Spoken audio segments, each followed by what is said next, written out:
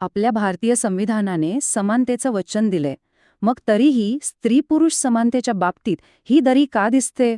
एमपीएससीच्या दृष्टीने हा खूपच महत्वाचा प्रश्न आहे, नाही का? चला तर मग आजच्या या विश्लेषणामध्ये आपण याच प्रश्नाच्या मुळाशी जाऊन उत्तरं शोधण्याचा प्रयत्न करूया. नमस्कार. आज आपण भारतातील महिलांच्या स्थितीचा अगदी सखोल आढावा घेणार आहोत. हा विषय म्हणजे आपल्या जनरल स्टडीज पेपरसाठी अत्यंत महत्वाचा आहे. चला या विषयाचे वेगवेगळे पैलू एकदम सोप्या भाषेत समजून घेऊया. बरं, कुठल्याही गोष्टीचा आढावा घेताना सुरुवात नेहमी पायापासून करायला हवी. आणि भारतात लैंगिक समानतेचा पाया किंवा आधारस्तंभ काय असेल? तर ते आहे आपलं संविधान. चला तर आधी बघूया की आपलं संविधान महिलांना नेमके कोणते हक्क देतं. हे बघा, ही कलमं म्हणजे काही फक्त कागदावरची अक्षरं नाहीत, तर ही एक जबरदस्त कायदेशीर चौकट आहे. ती फक्त समानतेची हमी देऊन थांबत नाहीत, तर सरकारला महिलांच्या विकासासाठी खास कायदे करण्याचे अधिकार सुद्धा देते. खरं तर देशातल्या प्रत्येक महिला केंद्रित योजनेचा पाया ह्याच कलमांमध्ये आहे. ठीक आहे, संविधानाने तर एक भक्कम पाया रचून दिला, पण जमिनीवरची परिस्थिती काय आहे? म्हणजे प्रत्यक्षात काय दिसतं? खरं सांगायचं तर चित्र थोडं वेगळं आहे. प्रगती तर नक्कीच झालीय, पण आव्हानं सुद्धा तितकीच मोठी आहेत. चला, सुरुवात एका चांगल्या बातमीने करूया. आर्थिक क्षेत्रात महिलांचा श्रमशक्तीतला सहभाग प्रचंड वाढलाय. विचार करा, 2017-18 मध्ये हा आकडा फक्त 23.3% होता, जो आता थेट 37% पोचलाय. ही खरंच एक मोठी झेप आहे. पण मग प्रश्न हा आहे की ही वाढ पुरेशी आहे का? जेव्हा आपण जागतिक स्तरावर तुलना करतो तेव्हा लक्षात येतं की आपण अजूनही बरेच मागे आहोत.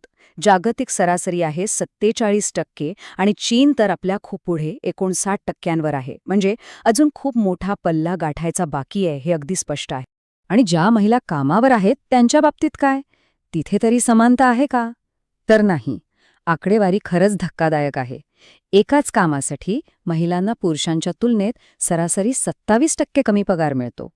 विचार करा, ही आर्थिक विषमता आपल्या समाजात किती खोलवर रुजलेली आहे. आता हीच असमानता आपल्याला राजकारणातही बघायला मिळते. आपल्या लोकसभेत महिला खासदारांचं प्रमाण किती आहे? फक्त 13.6%. याउलट रवांडासारख्या देशात हेच प्रमाण 64% आहे. अगदी जागतिक सरासरी जरी बघितली तरी ती 25% आहे. यावरून आपण किती मागे आहोत याचा अंदाज येतो. शिक्षणाच्या क्षेत्रात मात्र चित्र थोडं वेगळं आहे. चांगली गोष्ट ही की प्राथमिक स्तरावर मुलींची पटसंख्या चांगली आहे.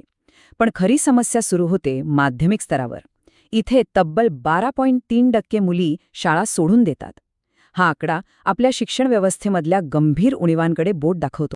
तर मग आपण आत्तापर्यंत जी काही दरी पाहिली, मग ती आर्थिक असो, राजकीय किंवा शैक्षणिक, या सगळ्या मागे नेमकी कारणं काय आहेत, कोणती आव्हानं आहेत?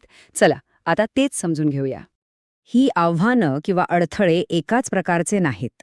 एकीकडे पितृसत्ताक सामाजिक नियम, विनामोबदला कामाचा प्रचंड बोजा आणि सुरक्षिततेची चिंता यांसारखी जुनी आव्हानं आहेतच.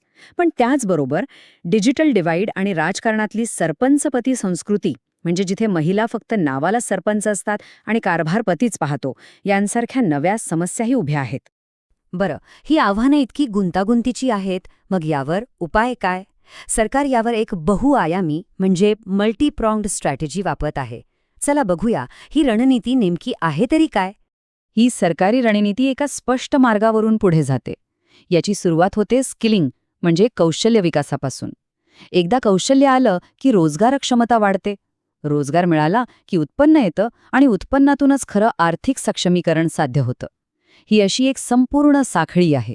आणि हीच रणनीती प्रत्यक्षात आणण्यासाठी सरकार अनेक महत्त्वाच्या योजना राबवते. जसं की दीनदयाळ अंत्योदय योजना, राष्ट्रीय ग्रामीण जीवनोन्नती अभियान, जे बचत गटांवर लक्ष केंद्रित करतं, किंवा प्रधानमंत्री कौशल्य विकास योजना, आणि अर्थातच महात्मा गांधी राष्ट्रीय ग्रामीण रोजगार हमी योजना. या सगळ्या योजना आर्थिक सहभाग, स्किल डेव्हलपमेंट आणि शिक्षणाला प्रोत्साहन देतात. या आर्थिक योजनांसोबतच एक मजबूत कायदेशीर आणि आरोग्यविषयक सुरक्षा कवचही आहे. यात मॅटर्निटी बेनिफिट ॲक्ट, कामाच्या ठिकाणी महिलांच्या सुरक्षेसाठीचा पॉश ॲक्ट आणि पोषण 2.0 सारखी आरोग्य अभियानं यांचा समावेश आहे. या सगळ्याचा उद्देश एकच आहे, महिलांसाठी सुरक्षित कामाचे ठिकाण आणि उत्तम आरोग्य. पण आता महत्वाचा प्रश्न, या सगळ्या मोठ्या योजना आणि कायदे यांचा तळागाळात म्हणजे गाव पातळीवर काय परिणाम होतो?